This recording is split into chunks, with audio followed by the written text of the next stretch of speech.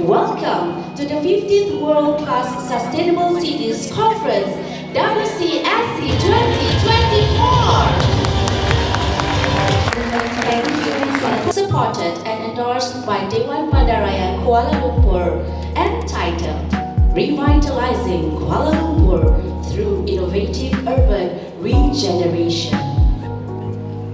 Engkau berkukuhkan, kurniakanlah pertemuan kami ini dengan rahmat dan hidayah-Mu. Sent to the stage to deliver his opening remark. Today, we're excited to have a fantastic lineup of keynote presentations and discussions. We'll start by looking at how urban regeneration can improve our city for the people, with a focus on sustainable growth, economic prosperity, social inclusivity, and environmental sustainability. Our speakers will share valuable experiences and models from around the world, giving us fresh ideas to apply here in KL. Dr. Zaliha Mustafa, Minister in the Prime Minister's Department, Federal Territories, to the LED screen. Regeneration benefits everyone, from local families to entrepreneurs. Ladies and gentlemen, the work we do today will define the lives of the generations that come after us. Urban regeneration is not just for today's citizens, it is for our children and grandchildren. We are building cities where they will thrive, not just survive. Our responsibility is to ensure that future generations inherit a Kuala Lumpur that is cleaner, greener, and safer than ever before.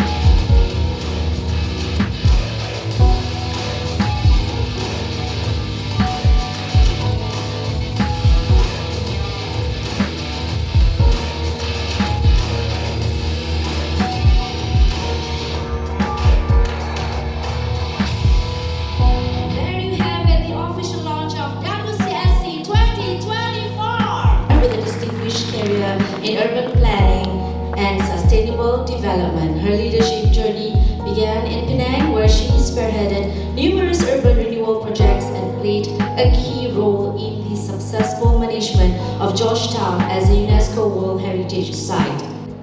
Please welcome to the stage Yang Berbahagia Dato Seri Town Planner Dr. Maimunah Mohd Sharif to deliver her keynote, Revitalizing KL for the People. Ladies and gentlemen, let me begin by thanking the organizer of the World Class Sustainable Cities Wcsc 2024, including the Wilayah Persekutuan Kuala Lumpur chapter of the Real Estate Developers Association or REDA, the Malaysian Institute of Planners MIP, the Architect Association of Malaysia PAM for inviting me to share my perspective about Kuala Lumpur City Hall's ODBKL's effort to revitalize Kuala Lumpur as a livable and lovable city. I think today is a very, very precious day. It's the Wcsc 15. And on the 15th of August, I've been appointed as the Mayor of Kuala Lumpur 3 weeks ago. And I'm also the 15th Datuk Bandar. Can you see the 15? I think I'm not sure. I think it's a noble and also it's a good figure for me and for all of us here. So as you know, Kuala Lumpur, Malaysia's capital city, has come a long way from its beginning as a center for tin mining in the mid-19th century.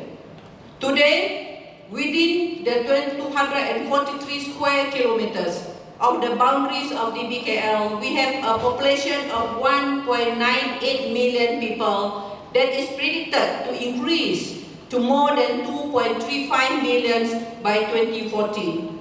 Here is the heart of Greater Kuala Lumpur, an urban conurbation of 8 million people. As Malaysia's capital city, Kuala Lumpur's objective is to focus on and commit to becoming a world-class, livable, sustainable and resilient city for all. To demonstrate our commitment, we have established a specific goal for Kuala Lumpur through the Kuala Lumpur Structure Plan 2040 to become a city for all.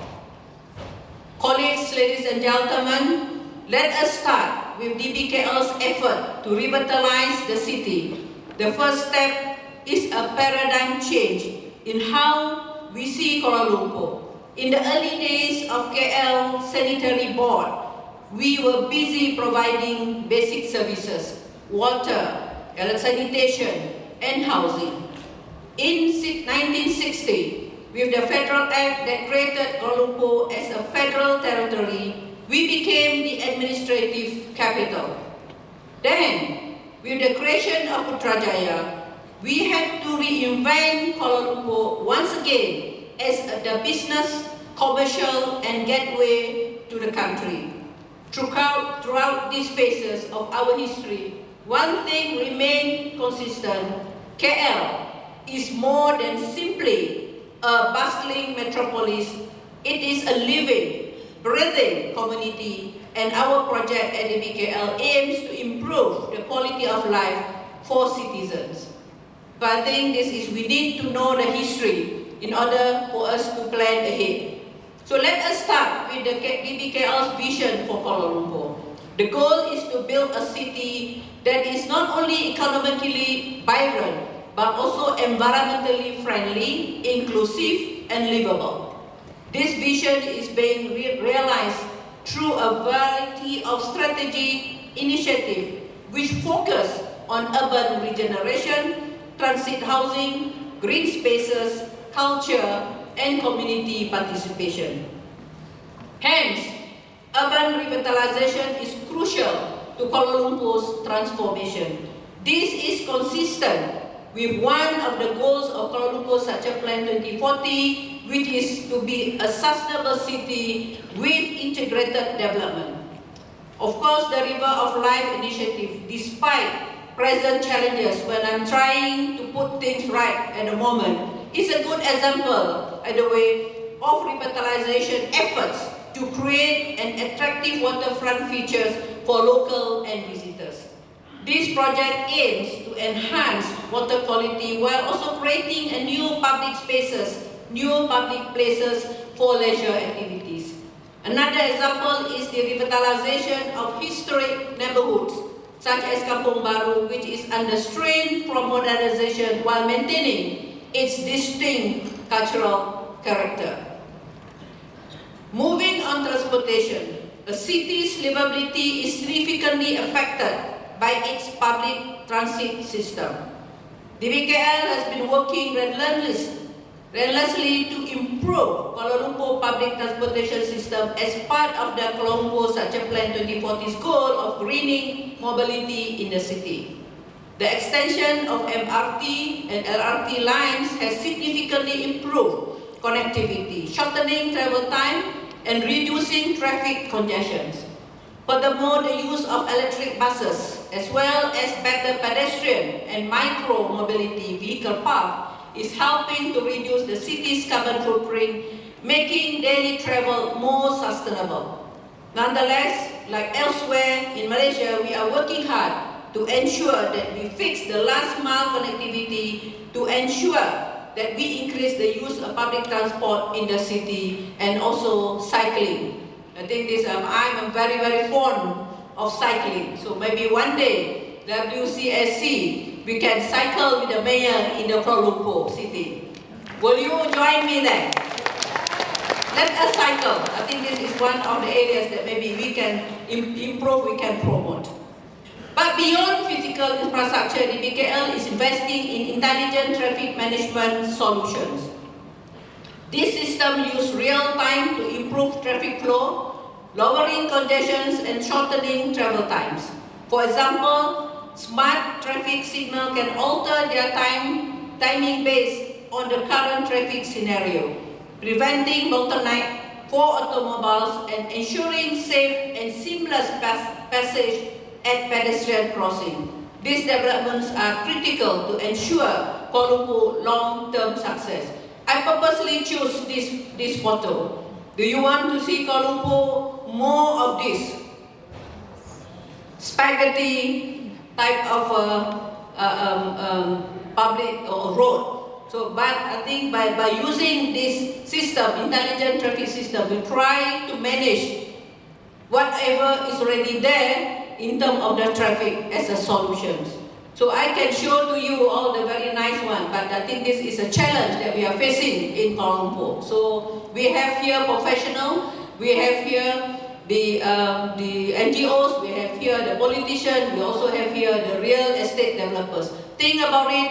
What do you want Kuala Lumpur to be? Do you want to have more of this, or do you want to have horizontal transportation, or do you want to have more on public transport? But I think this is very, very important for us to ensure that long-term success of Kuala Lumpur. Let me go to the affordable housing. Housing is also another essential area of priority in Kuala Lumpur, such a plan 2040 for creating an inclusive, equitable and livable city. The BKL's Residency Madani initiative ensures that moderate and low-income families have access to affordable homes. These housing developments are intentionally positioned near transportation hubs, providing inhabitants quick access to jobs, schools, and other services. These efforts aim to create lively, integrated communities where people may flourish, but not merely building houses. But we need, when you talk about accessible, affordable housing, we must fulfill the 3 A's. It must be accessible, it must be affordable, it also must be adequate. If it's not accessible, then it will become slum in the next day. So I think this is very, very important for us to look into that. Employing the introduction of the Garis Panduan Residency Madani on August 6, 2024, before I joined the BKL, 2 Residency Madani projects. Totally 900 units were made available to the public. Aside from that, the guideline requires that any land greater than 5 acres must include Residency Madani unit in the development, while land less than 5 acres is encouraged to contribute to the establishment of such unit. This is intended to help Kuala Lumpur meet its target 40% affordable housing units by 2040. Now let's go into the mixed-use development. I think this is also important. In addition to affordable housing, the BKL encourages mixed-use development that include residential, commercial, and recreational spaces. These complexes decrease the need for long trips by allowing people to live, work, and play in the same neighborhood. Such initiatives are intended to generate a sense of community while reducing urban sprawl and making the city more sustainable. We cannot do without public spaces and public parks. Now let's move to the topic of green space in Kuala Lumpur. The BKL understands that in the fast-paced metropolis like Kuala Lumpur, access to green areas is very critical for both mental and physical well-being. The revitalization of Taman Tasik Wangsa is a prime illustration of this dedication. The park currently has improved facilities, jogging routes, and lakefront areas, making it a popular destination for families and exercise enthusiasts. New parks and green corridors are being built around the city to guarantee that every area has access to nature. And we are now looking into how can we connect the park connector, so that we have a seamless park. That is my KPI to myself, that we have so many parks now, how can we connect it so that it's seamless, that we can enjoy the green in Kuala Lumpur. So the parks currently has improved jogging route, and lakefront area, making it popular for destination for families and exercise enthusiasts. New parks and green corridors are being built around the city to guarantee that every area has access to nature. This effort is particularly in keeping the goal of making KL a green, healthy, and vibrant city. Elsewhere, I would like to assure all KL residents that we will not be de-gazetting any green land to make way for more steel and concrete. Let us also begin to incorporate nature-based solutions when designing, building, and developing the city. I have in mind a KL Central Park Conservancy.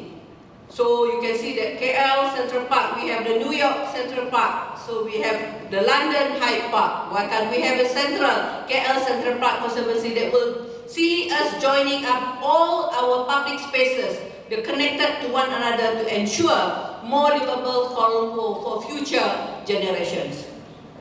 In addition, we also promote urban farming. I'm very fond of farming. When I was in Nairobi, I reared 340 chickens in my residence. Those who already came to Nairobi and visited my place when I was an ED of UN Habitat, I have 340 chickens at one time. And I collect eggs. I didn't buy any eggs since 2019 when I was 6 years in Nairobi. I have 400 rabbits. I have 400 rabbits in my residence, and I have 27 ducks. I even buat telur masin, salted eggs. And I plant all my vegetables. I have tapioca, I have daun pandan, I have serai, you name it. I have cabbage, I have tomatoes. I don't have to go out. And I practice zero waste. When I was there, because we are staying in a gated community, the person who used to collect the rubbish, he knocked my door. He said that I don't understand why you don't have rubbish for me to collect. Where do you put your rubbish? Because every month they give this plastic, biodegradable plastic to every resident. The yellow, green is for the for the organic waste, for the kitchen waste, and orange is for any other waste. And every time they send to me, I don't even one bag out from my garden. They ask for my guard. I said, where's your madam? I want to see your madam. I said, yes, they came in. Where do you put your rubbish? They're afraid that I hoard the rubbish, maybe become a mountain in my residence. I said, I practice zero waste. I practice recycling. I practice 4R. We normally practice 3R, reduce, reuse, recycle. But I practice the one for another R, rethinking.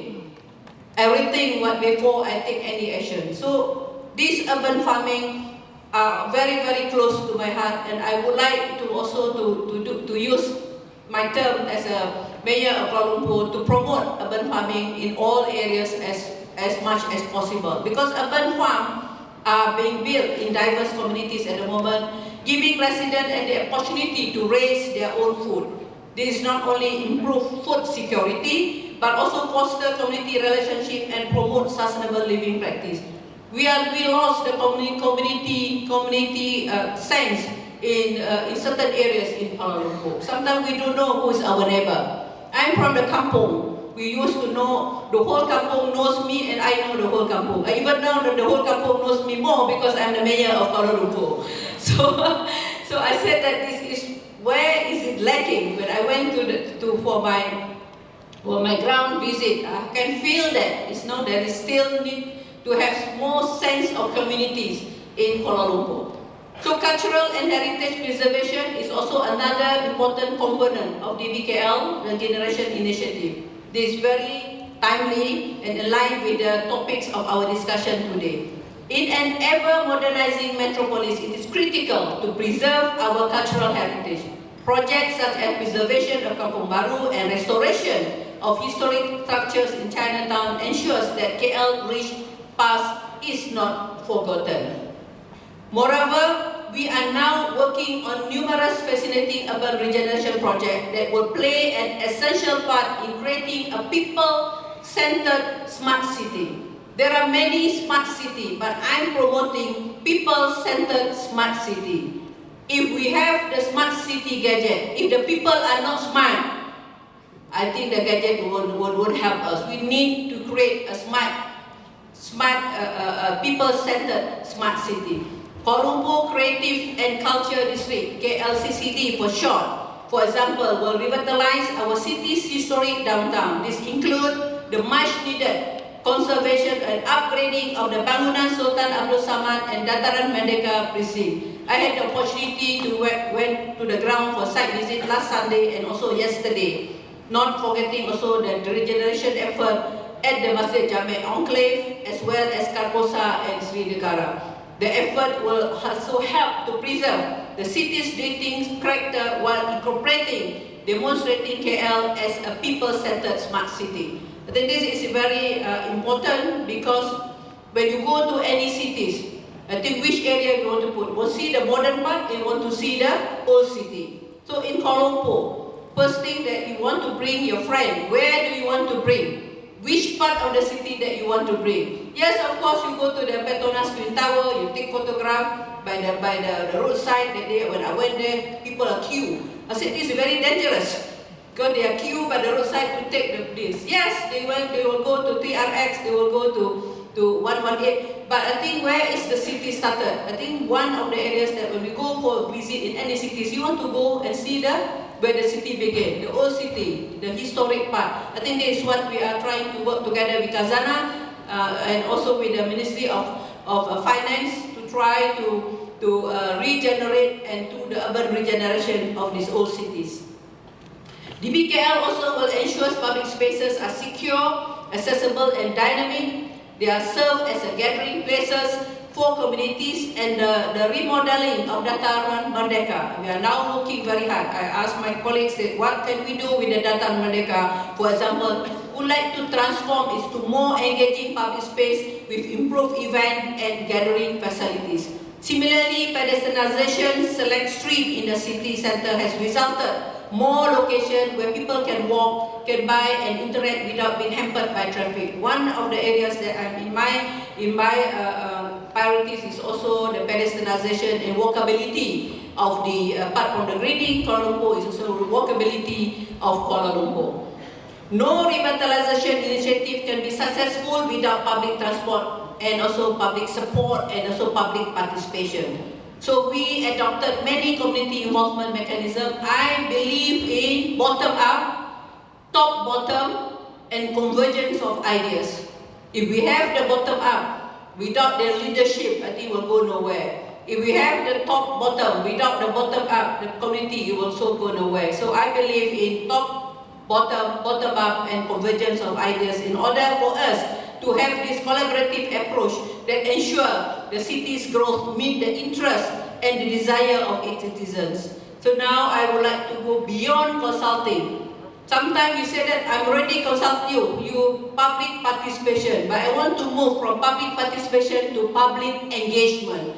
Engagement is two ways. Participate, I don't want to be just like a whitewash saying, oh, I already fulfilled the act for public participation. I would like to have more on public engagement and with the peoples of Kuala Lumpur. As you know, I was a mayor in Penang, Malaysia's NGO and NGI capital. Penang was known as capital of NGO and NGI. Do you know what is NGI? Non-government individual. It's not only non-government organization, it's also non-government individual. It's also very strong in Penang. But I'm sure that there's a lot to pen up energy in Kuala Lumpur and welcome the critical but constructive comment. You can comment, you can be critical, but please also allow some suggestions. It's easy to comment. It's easy to put but it's not easy to suggest. When you comment, please give me the solution or you suggest how can we really work together to have the investment in time, crowdfunding to ensure we revitalize Kuala Lumpur together. So in accordance with the Smart City Strategy, we have created digital platform to make it easier for people to access municipal services. From paying bill online to reporting problems of the local neighborhood, these platforms are intended to make communication and engagement more accessible, convenient, and at the same time is also efficient. So for me, this also address a transparency dimension, the way we work. I want to regain your trust. Because in the UN also, my work is also to regain the member state staff. But now I would like to regain your KL, your trust, and at the same time to help change public perception about the BKL. In the month that I spend with my colleague, I can ensure you that they work very hard actually to keep the city in a good shape. But with a people-centered city approach, we can widen the opportunities for public participation to ensure that we increase transparency, explain why certain tough decision has to be made, and get better ideas to improve our city. Ladies and gentlemen, that we look to the future, we, the BKL, is completely embracing the concept of a smart city which aligns with the climate smart and low carbon city. These include the implementing IoT and also at the same time smart infrastructure such as energy efficient building. I would like to collaborate with you, the developers, the professionals, to create more energy efficient building and intelligent waste management system is being adopted to improve urban living conditions. These developments are not more than just convenient, they are also building a city that is resilient and adaptable to residents' needs. I would like to ensure you, as a custodian of a public good, I will ensure you that technology is used to enhance the welfare of all citizens. This means not being vendor-driven, but people-centered. I already put to a stop of the vendor-driven. So as I used to say, to mayors over the world in my former capacity of the Executive Director of YBhg, to be a smart city, we also need a smart people. Sustainability, again, is the heart of everything in the BKL, from stringent waste management policy to supporting renewable strategy and energy. We is committed to lowering Kuala Lumpur environmental effect. The city is also investing in water management system to maintain a consistent and safe water supply to all citizens. And these activities are vital as we confront the effect of climate change. Now, cycling and walkability. As I mentioned earlier, we would like to encourage sustainability. The BKL is improving the city's bike infrastructure and walkability. New bike lanes are being built and pedestrian routes are being renovated to encourage more people to cycle or walk instead of driving. This is not only decrease transportation congestion but also encourages a better lifestyle. I also would like to get all your support that we will take action, we will take enforcement action the moment we see cars parked on the blue lane. The moment we see motorbike parked on the blue lane, no mercy, we will take action because we encourage biking, we encourage walking. So I think this is very, very important. I already given the instruction to my enforcement. You will see the car parked on the blue lane, climb them or bring them up. So I think this is very important for us to think because we need this area for everybody. So that because this also will prioritize health and well-being, the city has started various programs to improve public health, such as expanding the healthcare facilities and encouraging the active life. Please come to our car-free morning every Sunday, and I'm trying to get the support. Can we do the car-free morning to car-free day instead of only one morning? I'm not sure. We have to look for the alternative way to keep the road for the people. Because in many cities, they also have car-free morning and car-free day and car-free weekend. So I think we need to look into all these aspects, but of course, I won't introduce it to car-free day without consulting everyone, that I said as public engagement just now. And in today's environment, cities must be ready for unanticipated difficulties. As you know, I joined the BKL on the 15th of September. 5 days is banjir.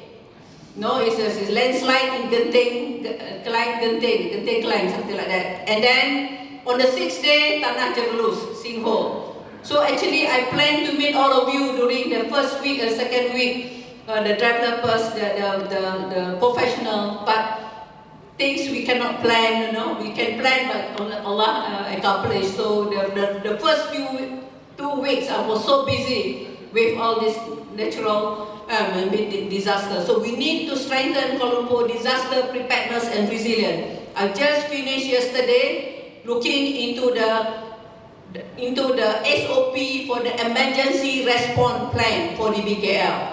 So we need to respond because we need a very clear SOP. So yesterday I already had a very long discussion with my colleague, then we will see how we can improve further our response. This also includes improving infrastructure to withstand natural disasters such as flood, landslide and sinkhole, as well as ensuring that emergency services are adequately prepared to respond to crisis. We learned a lot from this too. I myself learned a lot. So we together came out yesterday, we came out very clear SOP step by step, how can we respond fast to all this natural disaster. Then on the economic revitalization, last but not least, economic revitalization as an important part of the BKL agenda. We promote economic growth and employment creation by attracting new enterprises and assisting local entrepreneurs. The creation of new economic hubs and the renovation of existing ones are critical in keeping the economic hub and also in keeping Kuala Lumpur competitive on the global scale. And next year will be the chair of ASEAN, and in 2026 will be Tahun Melawat Malaysia. So these activities is very important to transform Kuala Lumpur into an innovative and productive city together with all of you. I cannot do it alone. In a nutshell, I'm going to conclude. The BKL revitalization activities are broad and far-ranging, from infrastructure upgrade to cultural preservation, sustainability measures to community participation. Every project aims to make Kuala Lumpur a city that works for its residents. By focusing on these areas, the BKL is constructing a lively, inclusive, sustainable community for its residents. And as you know, Kuala Lumpur City Hall has devised an ambitious strategy to steer Kuala Lumpur evolution as a world-class city of the future, and one that is both sustainable and capable of providing the best of all the residents and the future generation. And I believe that Kuala Lumpur, which will manage the city's strategic growth over the next 2 years through its Kuala Lumpur Structure Plan, will secure the city's long-term viability and prosperity for all of its residents. We intend to make Kuala Lumpur a world-class, smart and intelligent metropolis by 2040, and future generation will continue to drive city's growth to become the greatest in Malaysia. That's why I think that, as I mentioned last night, I'm here standing, I'm trying to inspire you, to inspire before I expire as the BKL mayor. So let us aspire to inspire before all of us expire in whatever position that you are holding now. So thank you so much. Assalamualaikum warahmatullahi wabarakatuh.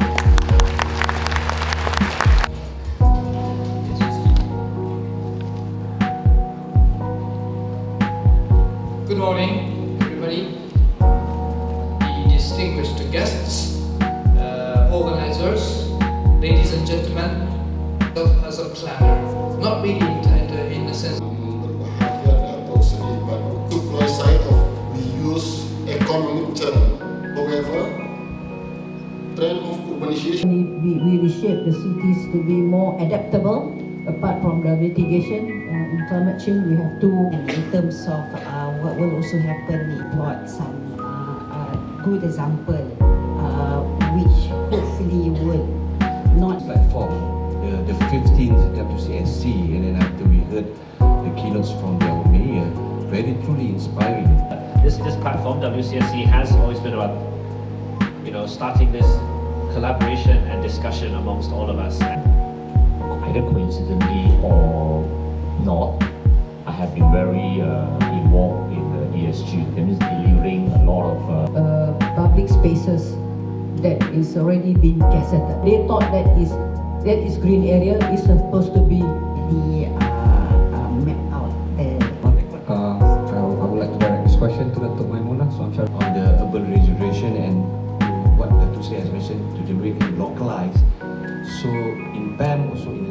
Lembaga Arkitek Malaysia, we now moving forward to the garis panduan of the Malaysian architecture identity.